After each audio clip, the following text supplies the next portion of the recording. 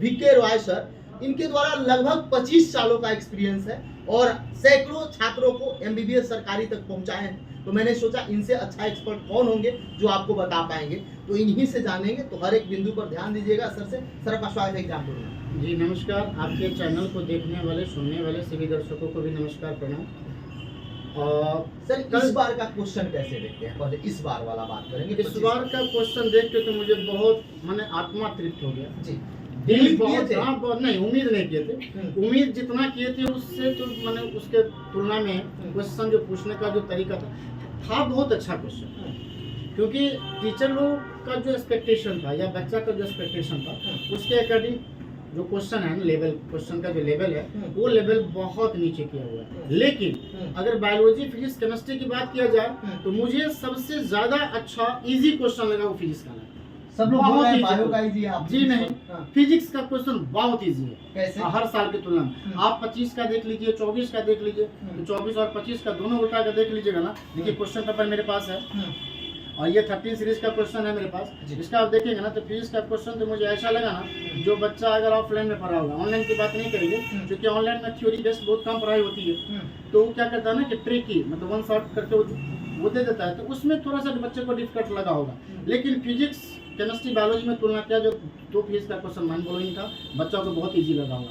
अब बात करेंगे अगर बायोलॉजी का, तो बायोलॉजी क्वेश्चन मोनोट बायोलॉजी क्वेश्चन बहुत इजी था, लेकिन स्टेटमेंट बेस्ड क्वेश्चन होने के कारण थोड़ा सा बच्चा को टाइम टेकन लगा।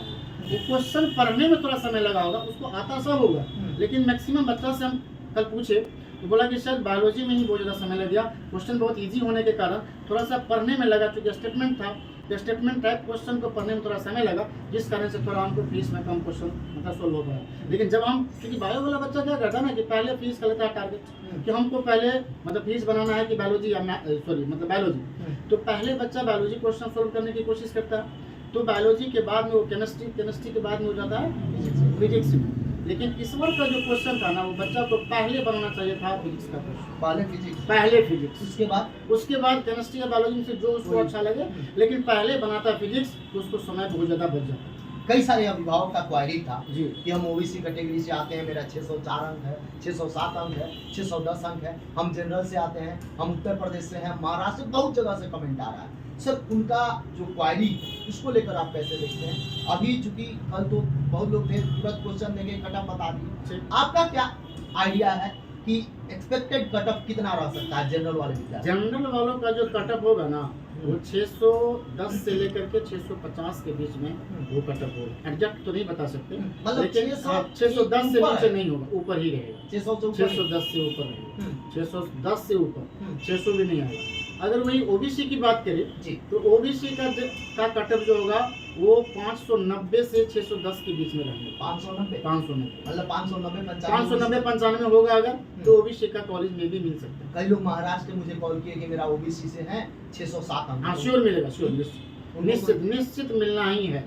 ओबीसी से है 610 अंक है, हाँ मिल जाएगा, कोई दिक्कत नहीं होगा। एकदम कॉन्फिडेंस में रहे, एकदम कॉलेज अलॉटमेंट होगा तो होगा। फर्स्ट काउंसलिंग में नहीं हो लेकिन सेकंड में होगा, लेकिन होगा निश्चित। एससी कैटेगरी का क्या? एससी कैटेगरी का 450 मतलब 4.5 से ऊपर है तो वो अस्वस्थ। हाँ अस्वस्थ है कि एकदम बिल्कुल होगा, एकदम स्वस्थ है, अस्वस्थ नहीं स्वस्थ है, उसको होना ही है, निश्चित होगा। एससी एसटी का कैटेगरी है तो उसमें होगा। अब रही बात की मेडिकल कॉलेज में सीट क्या होगा सर? एससी एसटी दोनों लगभग भी बराबर है, 2-4 अंक। हाँ 2-4 अंक थोड़ा बहुत। जैसे जनरल और ओबीसी की बात करते हैं ना, तो जैसे हम लोग 10 अंक ऊपर नीचे करके चलते हैं ना, बहुत ज्यादा फर्क नहीं होता।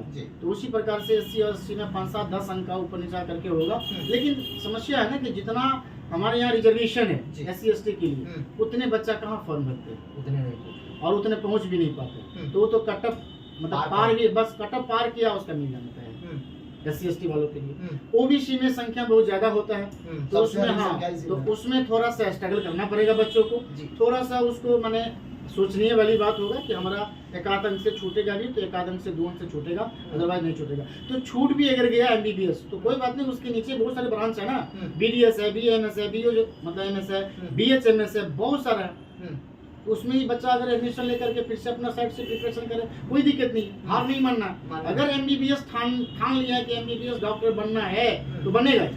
लेकिन हम जो मुझे मिल रहा है उसको तो पहले हम ले लें, सर एक साइड से हम तैयारी करते रहें। जी सर एक प्रश्न होगा, बहुत सारे विद्यार्थी 2 बार दे रहे हैं, पिछले बार से दिए, इस बार भी दिए, अपना स्कोर तो मिला है। जी, जैसे वैसे विद्यार्थी जिनको पिछला बार की अपेक्षा इस बार भी खराब है, उनके लिए आपका क्या सुझाव है?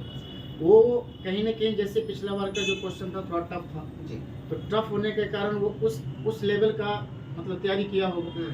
इस बार क्वेश्चन का लेवल बहुत इजी कर दिया, जी वो हाँ उम्मीद से भी नीचे कर दिया, एक्सपेक्टेशन वो था नहीं बच्चा का।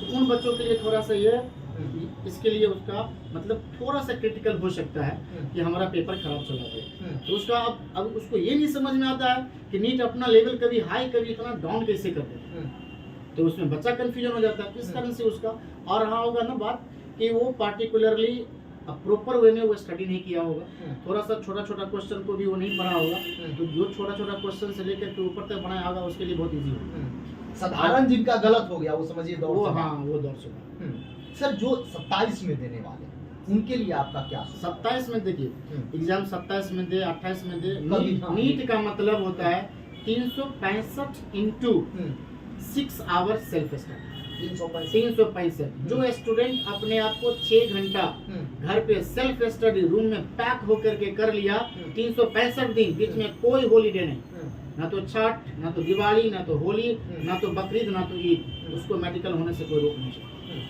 लेकिन इतना ही काम बच्चा करता नहीं है, उसके लिए टफ हो जाता। कभी ईद में चला गया, कभी बकरीद में चला गया, कभी दुर्गा पूजा, कभी बर्थडे, कभी वो, कभी तो भाई कहाँ से हो पाएगा?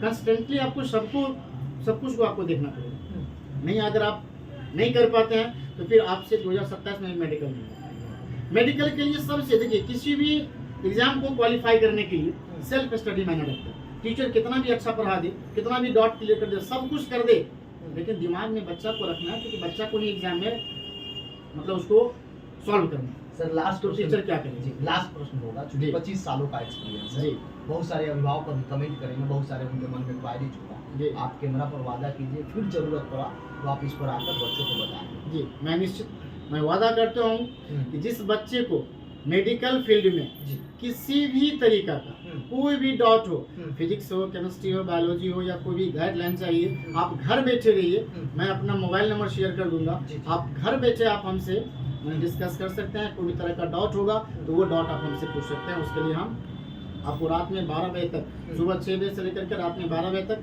जिस समय मेरा क्लास आवर होगा उस समय को छोड़ करके जब मैं फ्री रहूँगा तो मैं आपको व्हाट्सएप के जरिए से मैं आपको वो सोल्यूशन दे दूँगा। और रही बात कि आप किसी भी जगह पर ही, बट मैं एक ही बात कहता हूँ बच्चों से और अभिभावक से भी, कि जो बच्चे ऑनलाइन के लिए की ओर भाग रहा है ना, न्यू जनरेशन या ऑनलाइन वाले जो प्रलोभन दे रहा है, वो ऑनलाइन से दूर रहिए, ऑफलाइन पढ़िए। अगर ऑफलाइन नहीं पढ़ना है तो आपका सीधे पढ़ना है एनसीईआरटी, फिजिक्स, केमिस्ट्री, बायोलॉजी का ले लीजिए, सेल्फ स्टडी करिए, आपका रिजल्ट वही देंगे। ऑनलाइन की ओर आप मत जाइए, ऑनलाइन पढ़ाई, ऑनलाइन वीडियो, ऑनलाइन कुछ मत जाइए, सीधे ऑफलाइन में पढ़िए। या ऑफलाइन में नहीं पढ़ने का इरादा है तो आप सेल्फ स्टडी करिए। अगर डाउट है तो आप आजकल के तो क्या है, चैट जीपीटी है, आप वहाँ से हेल्प लेकर के क्वेश्चन सोल्व कर लीजिए। सबसे बेस्ट तरीका है पढ़ने का। जो भी देख रहे हैं, तो अगर कोई एक्सपर्ट भी देख रहे हैं तो उनसे मैं कहूँगा कि आप मेरे से संपर्क कर सकते हैं और नीट वाले विद्यार्थी को भी गाइड कर सकते हैं, क्योंकि बहुत सारे विद्यार्थी का बहुत सारा कमेंट आता है। सर समय देने के लिए और घबराना नहीं है, घबराना नहीं है। जहाँ विक्रय है वहाँ मेडिकल है। जो बच्चे निराश हो गया, थक गए, 5 बार दे चुके हैं, 10 बार हमसे आते तो मिले, डॉल्फिन में आके तो मिले, खाली नहीं पर होने मेरे यहाँ, हम पढ़ने के लिए नहीं बोल रहे, एड्रेस बता। बस खाली आके मिलो, विजिट करो, मेरे से कनेक्ट रहो, हम तुमको घर बैठे रिजल्ट दे देंगे। दिखना पा रही है, मेरा कोचिंग का छोड़ दीजिए। आप कहेंगे कि सर अपना प्रचार कर रहे हैं, यहाँ पढ़ने के लिए आना है, मेरा कोचिंग का नाम हटाइए, छोड़ दीजिए।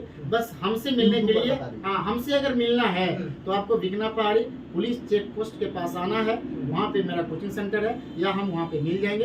आप वहाँ पे आइए, हम आपको गाइडलाइन बता देंगे, जो आपको हम टिप्स देंगे उस कर दीजिए। 365 दिन आपको